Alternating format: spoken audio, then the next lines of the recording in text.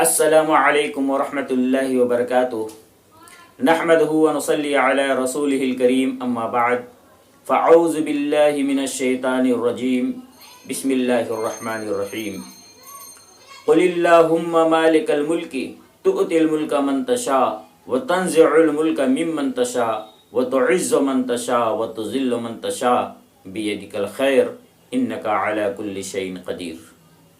یہ سورہ آل عمران کی آیت ہے جو ایک بہت جامع دعا بھی ہے۔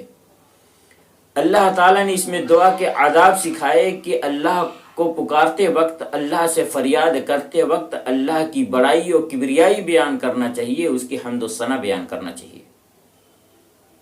پہلے اس آیت کے پس منظر کو سمجھتے ہیں کہ اللہ تعالیٰ نے اس آیت کو کیوں نازل کیا۔ یہودیوں کی حکمرانی بہت پہلے سے چلی آ رہی تھی۔ وہ اپنے آپ کو بڑے اعلیٰ اور افضل سمجھتے تھے۔ وہ سمجھتے تھے کہ حکومت کے لائق صرف وہی ہیں، اقتدار پہ بیٹھنے کے لائق صرف وہی ہیں، ان کے علاوہ کوئی ایسا نہیں جو کہ حکومت کر سکے، اقتدار پہ بیٹھ سکے۔ انہیں بہت زیادہ غرور و گھمنڈ تھا اپنی حکمرانی پہ، اپنی حکومت پہ۔ وہ سمجھتے تھے کہ حکومت ہمیشہ ان کے ہاتھوں میں ہی رہے گی۔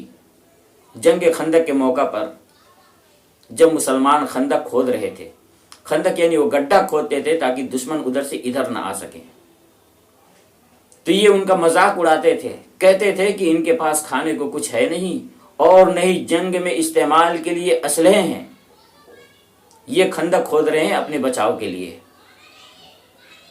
بہت ہی زیادہ غرور و گھمنڈ تھا۔ اللہ تعالیٰ نے ان کے غرور و گھمنڈ کو توڑ دیا اور حکومت ان سے چھین کر بنی اسماعیل، جس کو وہ ان پڑھ سمجھتے تھے، امی سمجھتے تھے، محمد عربی صلی اللہ علیہ وسلم کے حوالے کرتی، اور اللہ نے آپ کو نبوت کے عہدے بھی عطا کر دیا۔ اب یہودیوں کو جلن ہونے لگی، حسد ہونے لگی، کہنے لگے کہ ہمارے اندر اتنے بڑے بڑے لوگ موجود ہیں، عزت دار لوگ موجود ہیں، پڑھے لکھے لوگ موجود ہیں، اللہ نے ہم سے حکومت چھین کر ان امیوں کے حوالے کیوں کر دیا؟ تو اللہ تعالیٰ نے کہا کہ اے نبی آپ کہہ دیجئے کہ بادشاہوں کا بادشاہ اللہ ہے۔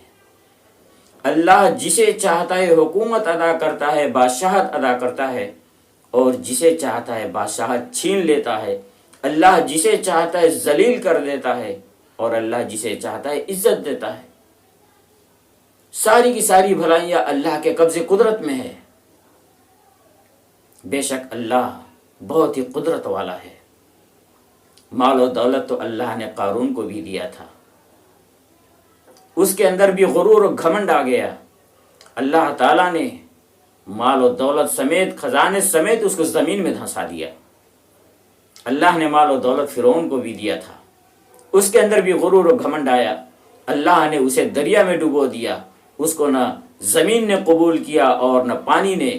آج تک اس کی لاش مصر کے میوزیم میں رکھی ہوئی ہے، جو لوگوں کے لیے عبرت ہے۔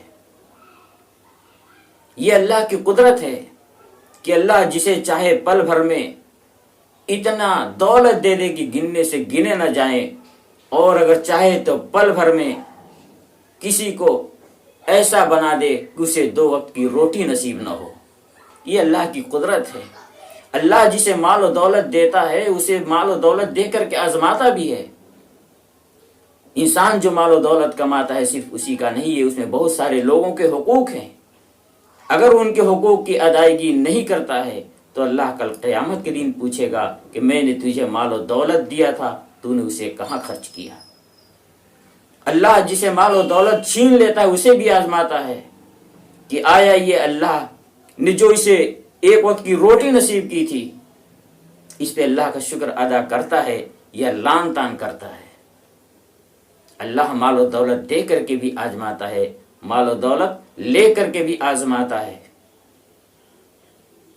ہمیں اللہ کی قدرت پہ، اللہ کی طاقت پہ یقین ہونا چاہیے، بھروسہ ہونا چاہیے، اور ہمیشہ اللہ سے دعا کرتے رہنا چاہیے کہ قل اللہم مالک الملک تؤتی الملک من تشاء وتنزع الملک ممن تشاء وتعز من تشاء وتذل من تشاء بیدک الخیر، کہ بادشاہوں کا بادشاہ اللہ ہے۔ اللہ جسے چاہتا ہے بادشاہ بنا دیتا ہے، جسے چاہتا ہے بادشاہ چھین لیتا ہے۔